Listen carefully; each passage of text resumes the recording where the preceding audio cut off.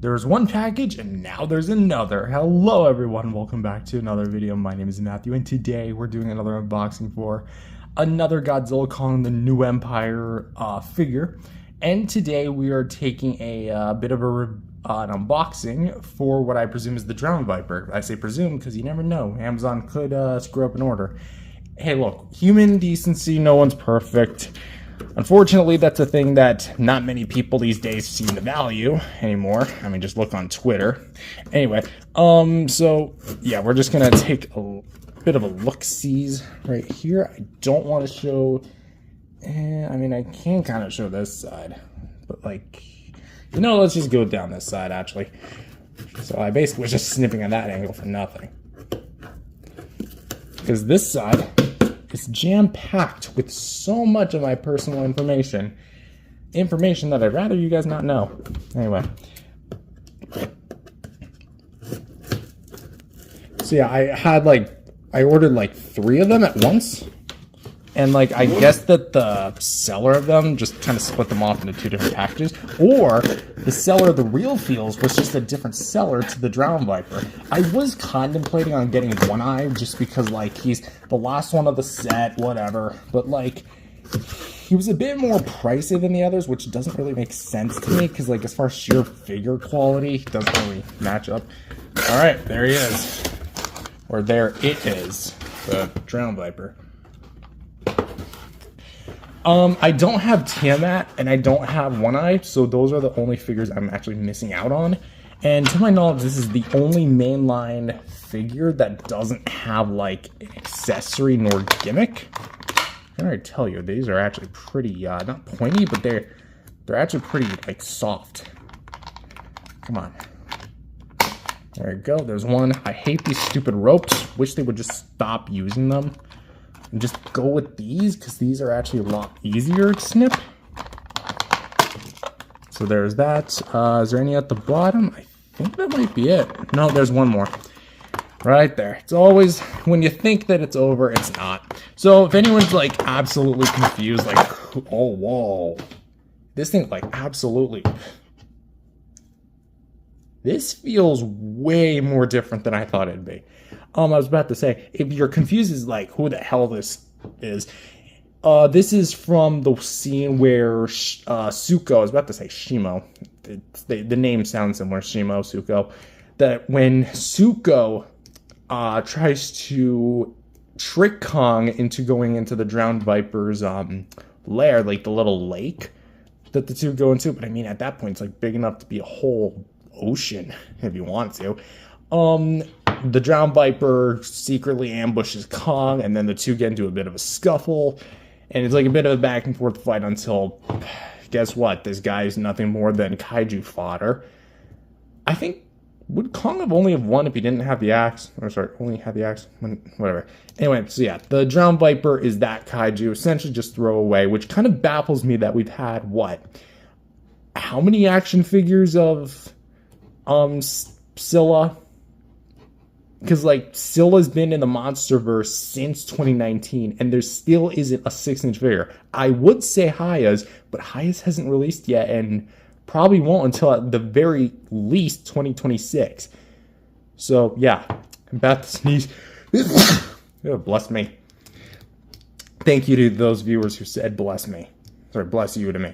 Anyways, yeah, so it's in a pre-post position, so there's some parts that are, like, bent over, curved on.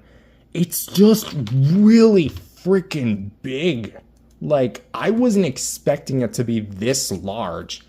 Like, this is actually a very, very large figure, all things extended. Which is like, I mean, can't really, oh god. What the hell happened to you? There's like a little indent. Is that like supposed to be there?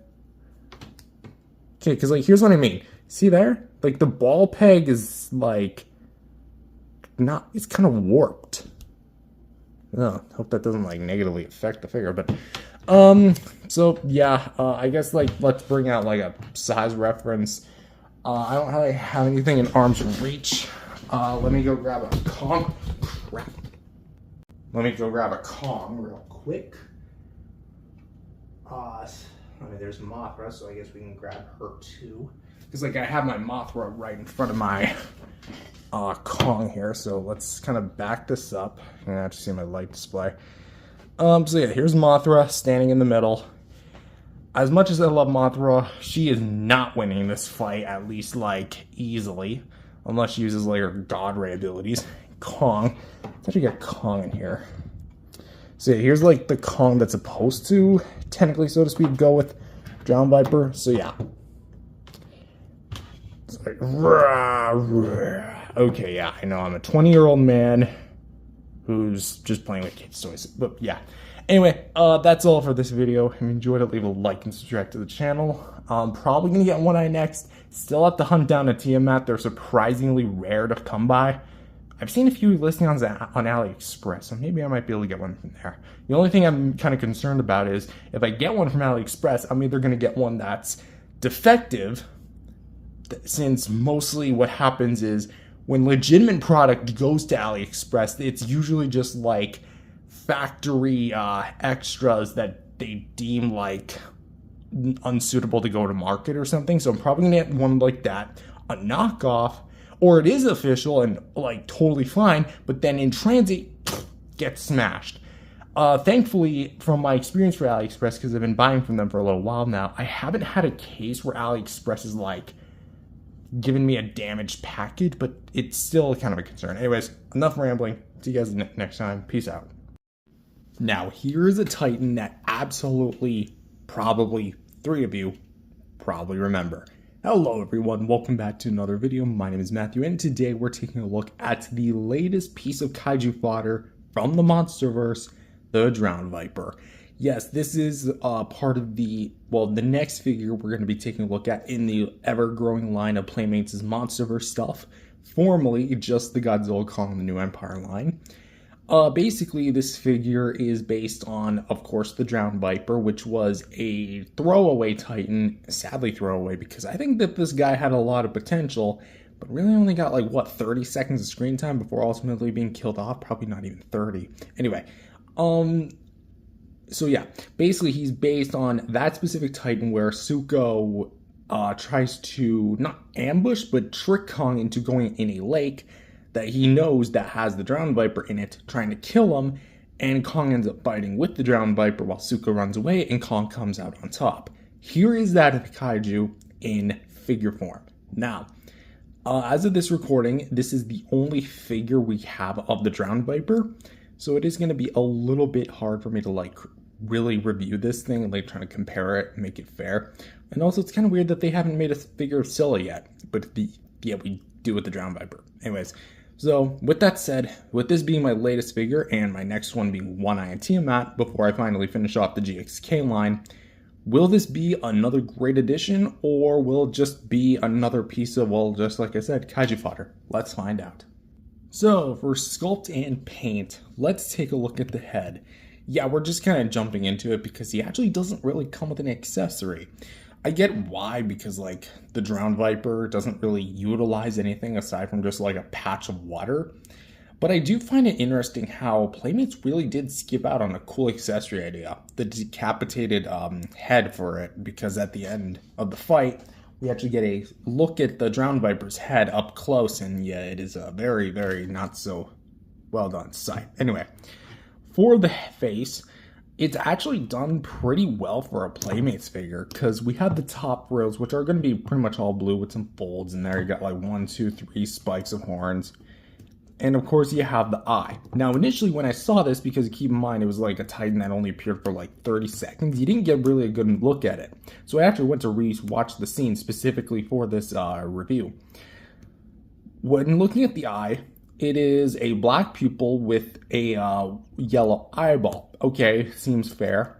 That's actually not what that is. If I remember back to the scene specifically, the black part is actually the eye itself, while the yellow is actually just like the outline of the eye. Basically a line out. It's an outline, whatever. Anyway, so as a result, this kind of almost makes it look more fish-like, because fish do have these eyes, even though I do think they can move their eyes. But anyway, yeah, this looks very goofy and very googly. I mean, just look at that front profile. Anyway, so yeah, the yellow does look pretty well and actually stands out from the abundance of blue, and you are going to see a lot of the blue.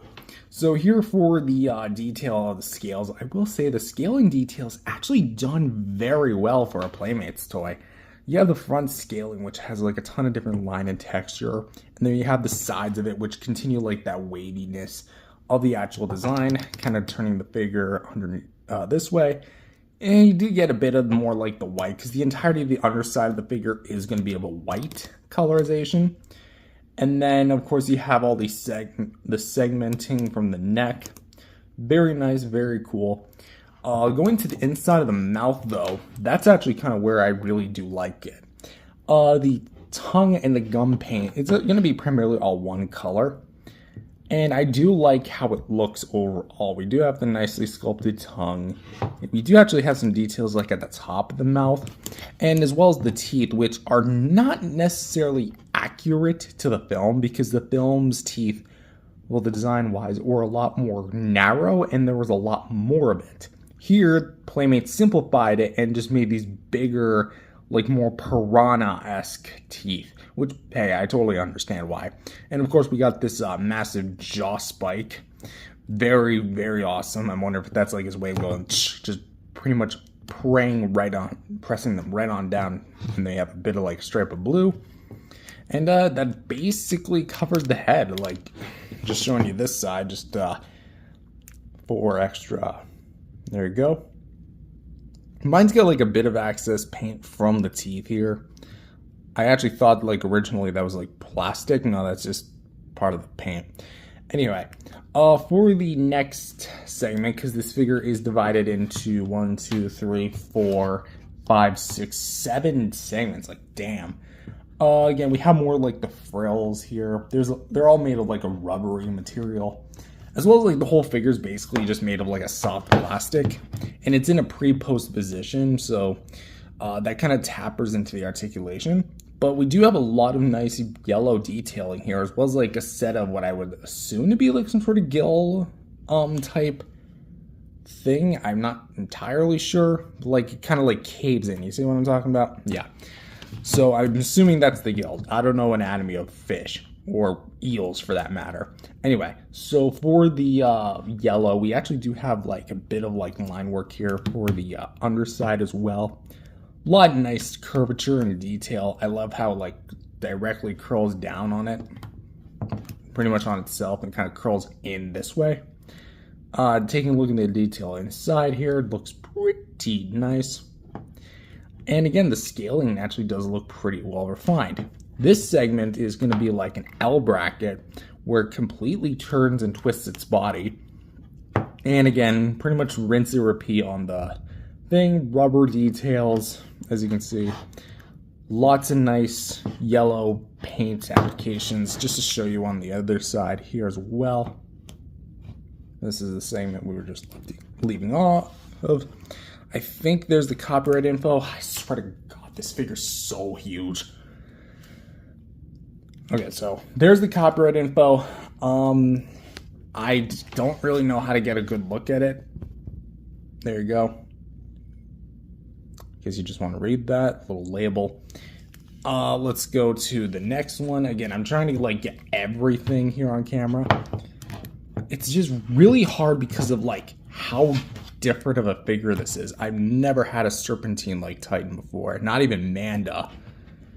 But yeah, just to show you, pretty much like what I find interesting is like the little webbing like in between actually kind of stops right here. I wonder if that's like that on the actual design. And then it just kind of goes to like basic spikes. And then of course you have like the yellow stripes. Those look pretty cool. Very nice, honestly. Lots of nice compact detail until we get to the end of it, which is a lot more, again, a bit more like a frill type. It's actually pretty soft back here.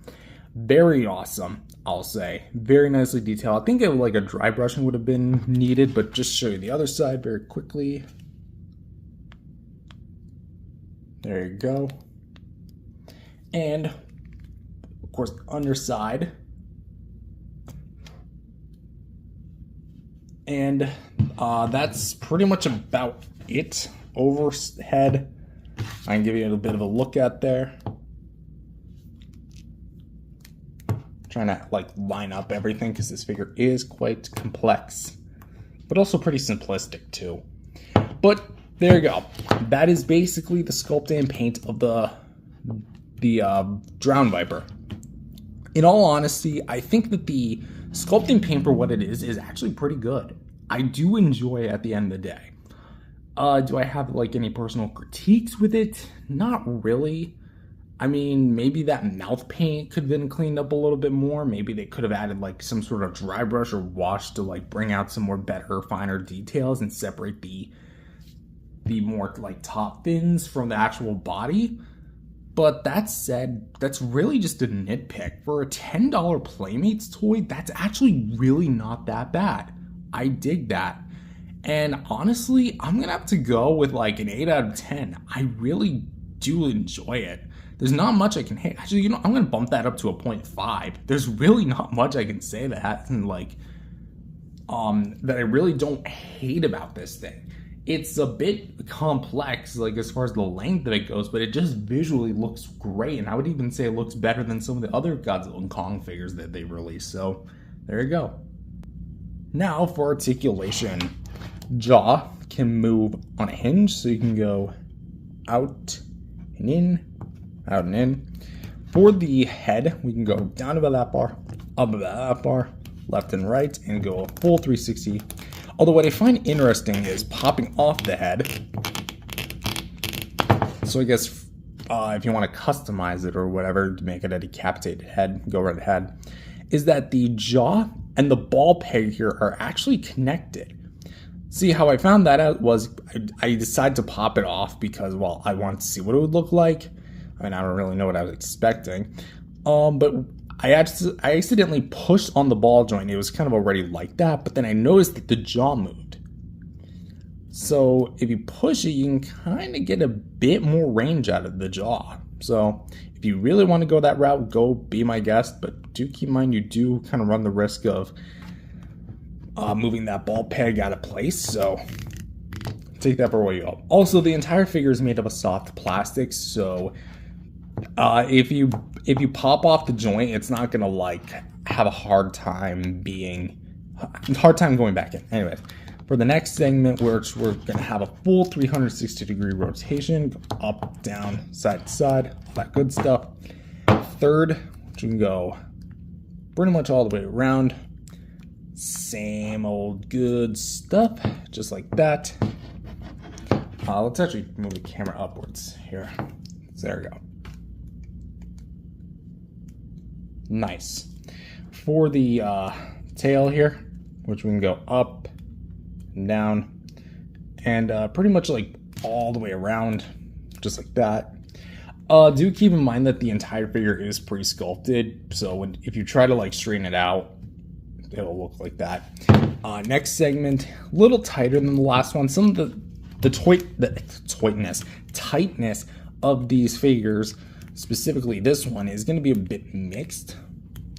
And then you get one last segment here, which I've got a little bit of a problem with, specifically because, like, there you go.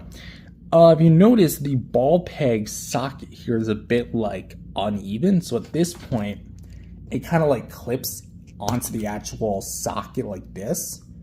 And you kind of see what I mean by that, right? Kind of scrapes up against it. It was like that out of the box. So for posability, I would say that this thing is actually pretty fun. You can get this thing into a bit of poses. It's not necessarily the most posable thing in the world. Like, its neutral position would be something like this, like with its head reared up and its body twisted like this. But for what it's worth, you can really kind of like extend it out like this if you really wanted to.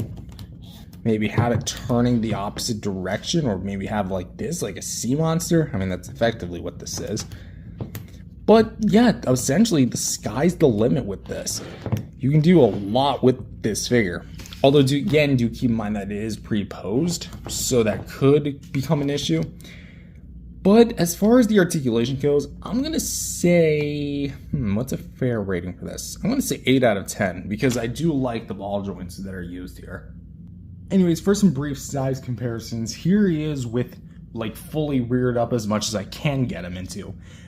This kind of like reared up pose up against the main stars of the film, Godzilla. Well, main star, I use him loosely. And Kong with the battle axe, which is kind of like meant to be the figure he's paired with. And you know, it's something I kind of realized, like, of course, let's get this out of the way. He is massive. I'm sure this is at least close to size accurate, but this is huge. Like, he's bigger than Godzilla, and he's bigger than Kong. Granted, as far as like size goes, if you want to talk about like actual film scale, Godzilla should be like a bit up to here. Because he did grow quite a bit in this new movie, when he evolved at least. Maybe not this specific energized Godzilla, which I still think you're kind of an ugly duckling. Anyway, as for these two, in the film, I'm sure that this, well, there you go, does work. But this is just like one hell of a display. And here he is with the other, what are essentially the biggest in the line, like as far as the MonsterVerse United Legacy scale line is concerned, as far as the 6-inch basic figures, the two biggest, Shimo and Ghidorah. And somehow, this thing still towers, even over Ghidorah's like top wings, the top of the wings. Yeah, he's still taller. I wonder if like he's still taller than Shimo standing up. That would be insane. If he's somehow taller than Shimo standing up, I'm actually going to be embarrassed. Oh my god. It's close. It's actually really close, but the Drownviper, counting the top spike, barely edges out Shimo. And as far as scale goes, let's bump it up a little bit and go with the Titan Tech figures with Kong and Godzilla in their fully armored positions. And as far as size goes, the Drownviper still is not champion, but it's pretty close. Like, I would say Godzilla at the top back spike about matches the Drownviper, and the top intent of Kong about matches the top spike of the Drownviper. But yes, it's incredible to think that this figure is so just big. It doesn't even feel like a Godzilla or Kong figure, really. And because I wanted to try this, here he is with the SH Monster Arts Godzilla 2021 Godzilla Ultima from Godzilla Singular Point. And you might be wondering why I brought this guy in. Well, because he's the longest 6-inch Godzilla figure I own, well, scale-wise, I wanted to know, of the two, which one is technically, so to speak, the longer figure, all things stretched out. So, ready? I can't even show it all on camera, can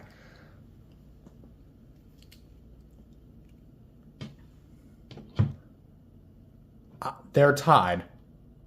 I actually don't believe it. They're literally tied with each other. You can't make this up. And yes, he can wrap around your figures. So, bringing in this light once again, what do I overall think of this figure? Well, I think that the Playmates Drownviper is actually a really cool figure, all things considered. Knocking over my tripod, there we go. He's a very unique piece. I honestly wish I picked up Warbat and Tiamat because both of those figures are essentially the serpentine-like creatures of the MonsterVerse. And if Drownviper's as cool as he is, who's to say that Tiamat and Warbat aren't any cooler? Granted, yes, I do think Warbat might be a bit outdated, and I'm really hoping Playmates reissues them because I don't want to pick up a bootleg from AliExpress, but I might have to anyway. This figure really is something, and I'm super happy to own him. I definitely don't think he's perfect, but he's definitely cool. He's very big, and shockingly might be the only figure of the GXK figures, the line, that I can't fit onto the shelf because of how big he actually is. He can't really wrap around any other figures because they're just not that big. It's all united in one scale except for the Drownviper, which makes you wonder why Playmates decided to just scale this guy up. Anyways, as for my final rating, I'm going to give this guy an 8 out of 10. One of Playmates' best figures, actually, I would say. Actually, let's go bump that up to a 0.5. I feel like this figure's shelf size deserves it. Anyways, that's all I have for this video. If you enjoyed it, leave a like and subscribe to the channel. I'll see you guys next time. Peace out, everyone.